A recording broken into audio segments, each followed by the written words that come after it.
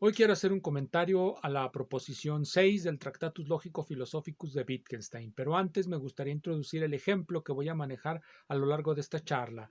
Para eso necesitamos recordar algunas nociones que vienen en libros de teoría de ecuaciones. Este de Uspensky es particularmente malo porque, aunque demuestra el teorema fundamental del álgebra, y nos da los elementos para demostrar el teorema de Abel, no llega a demostrar el teorema de Abel. El teorema fundamental del álgebra es el que nos dice que toda ecuación tiene raíces. Toda ecuación algebraica en una variable de cualquier potencia tiene raíces. Si es un polinomio, pues tiene n raíces. Un polinomio de n grado, pues tiene n raíces. ¿Dónde podemos encontrar una demostración del teorema de Abel? En este libro que tengo aquí. El tomo 4 del curso de matemáticas de Charles de Converouse. Charles de Converouse hace lo que no hace Uspensky. Introduce la noción de función algebraica a partir de una definición recursiva que toma del Tratado de las Sustituciones de Camille Jordan. ¿En qué consiste esta definición recursiva de una función algebraica? Es muy sencillo. Una función algebraica se define de la siguiente manera. Consideren n variables, x1, x2, x3 hasta xn. Son n variables. A esas variables las vamos a someter a las siguientes operaciones aritméticas. Las podemos sumar, las podemos restar, las podemos dividir, las podemos elevar a una potencia y las podemos radicar. Esas operaciones y esas variables nos van a producir todo lo que se llama funciones algebraicas. Y este procedimiento de construir funciones algebraicas es lo que le permitirá a Abel demostrar que la quíntica, la ecuación quíntica, no tiene solución mediante esas operaciones. ¿Cómo lo hace? Bueno, hace una serie de transformaciones hasta llegar a una contradicción. Y cuando encuentra la contradicción, tiene demostrado el teorema. El teorema es que la ecuación quíntica no tiene solución. ¿Cómo se demostró? Tomamos la ecuación quíntica, hacemos una serie de transformaciones sobre ella, la igualamos una a otra a esas transformaciones y obtenemos al final algo muy sencillo en donde podemos ver o una contradicción o una solución.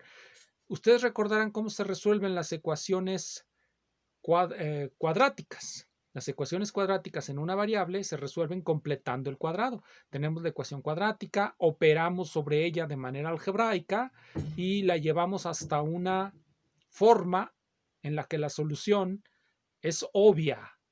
Eso es el procedimiento de las matemáticas, nos va a decir Wittgenstein. Ahora bien, aquí quiero que tengan en cuenta por qué puse esos libros viejos, porque en los libros modernos ya se usa mucha teoría de conjuntos y la teoría de conjuntos, si no la comprendemos bien, lo único que hace es llenarnos la cabeza de humo y hacernos hipostasear muchas de las cosas que hay en matemáticas. Las matemáticas son, de acuerdo a Wittgenstein, un método lógico. Eso es lo que dice en el comentario 2 a la proposición 6.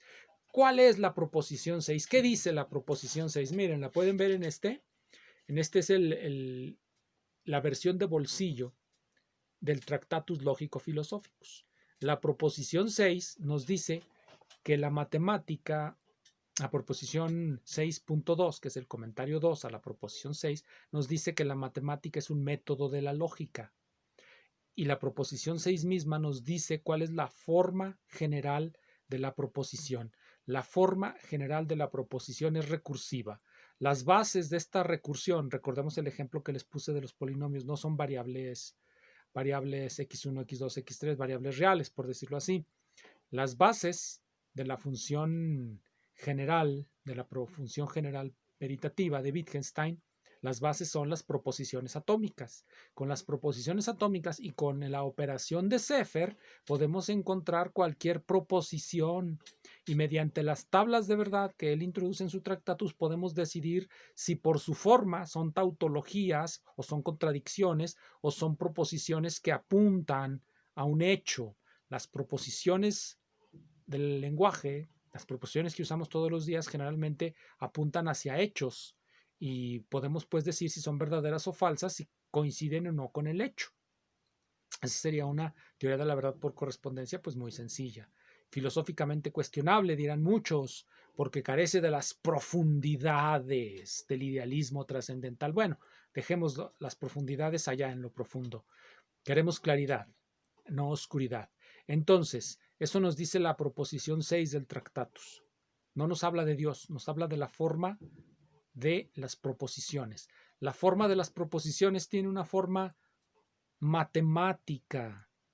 Aunque Wittgenstein diga que la matemática es un método de la lógica, más bien parece que lo que nos dice es que la lógica es un método de la matemática. La descripción que hace de la matemática en los comentarios a la proposición 6.2, la descripción que hace es exactamente el procedimiento que sigue Abel y el procedimiento que sigue él para construir sus proposiciones. La matemática consiste de igualdades. En la lógica no hay igualdades, hay equivalencias veritativo-funcionales, pero igualdad se puede definir de esa manera. Podemos extender el concepto de igualdad para encontrarlo como equivalencia veritativo-funcional de las proposiciones y entonces ya tendríamos un isomorfismo total entre la función general de la lógica y los polinomios.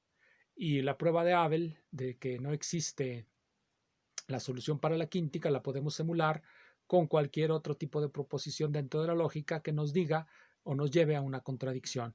Bueno, volvamos a Wittgenstein. Wittgenstein cree que las matemáticas, y eso lo saca de su forma general de la proposición, consisten de igualdades, de transformaciones. Tenemos una igualdad y la vamos transformando hasta que llegamos a algo que nos da la solución a nuestro problema, una expresión más simple.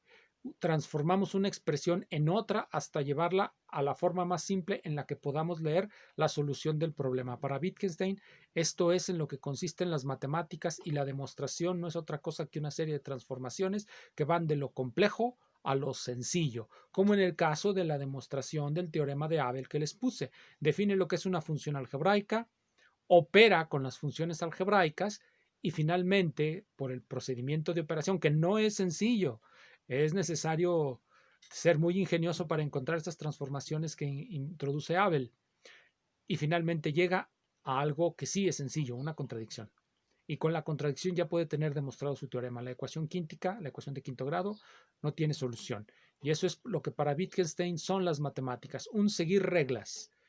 La demostración es posible para las matemáticas porque, primero, no están hablando de hechos, no se van a comparar con lo real.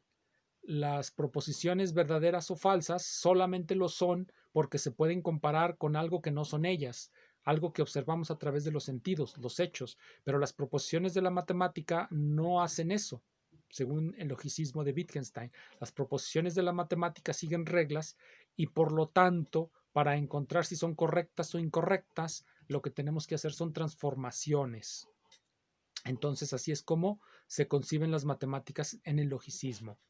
En la trayectoria posterior de Wittgenstein, lo que se llama el segundo Wittgenstein o el Wittgenstein post-Tractatus, hay un muy amplio repertorio de observaciones sobre las matemáticas. Inmediatamente después del Tractatus aparece un largo y grueso libro que se llama Observaciones filosóficas, donde hace muchas observaciones sobre las matemáticas y nos vaya dejando entrever hacia dónde va.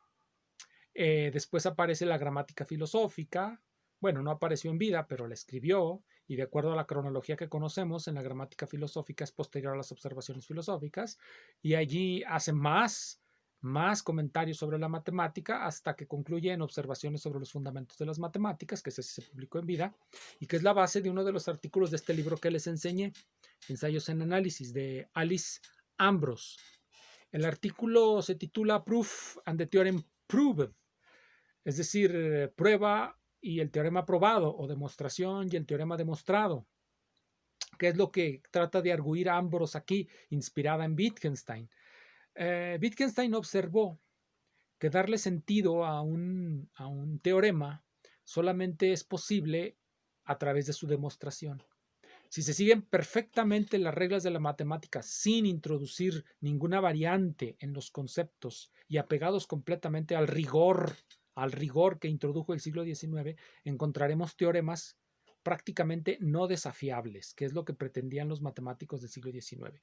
Sin embargo, si observamos más de cerca la historia de las matemáticas, aunque Wittgenstein no la observó, ni Ambros, pero sí lo hizo Lakatos, dio el formato historicista de esto que voy a comentar ahora.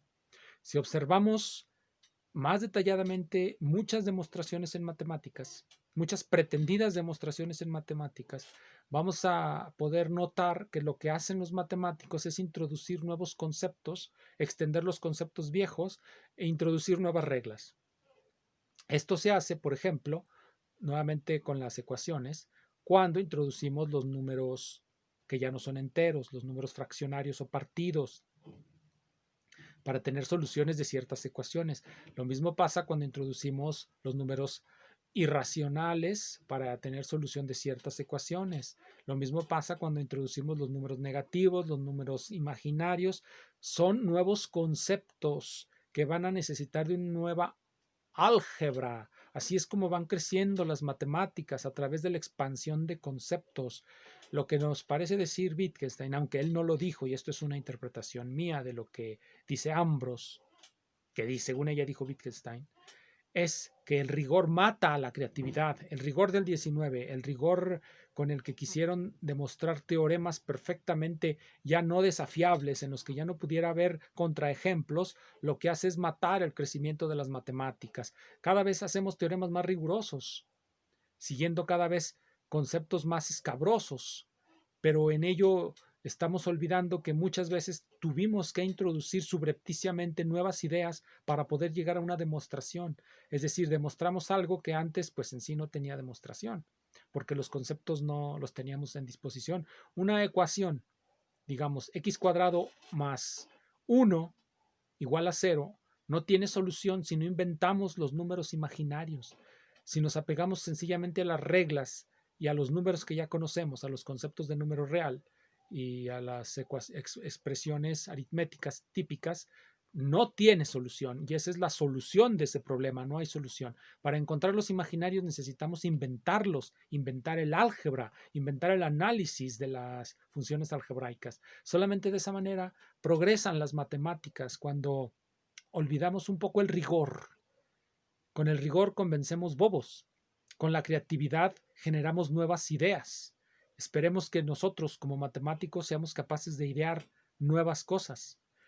Bien, este fue el comentario respecto a la proposición 6 de Wittgenstein. No todos los comentarios sobre el Tractatus tienen que ver con el silencio, con lo indecible y con ese tipo de cosas extrañas que a tantos y tantos les gusta. Muchas gracias.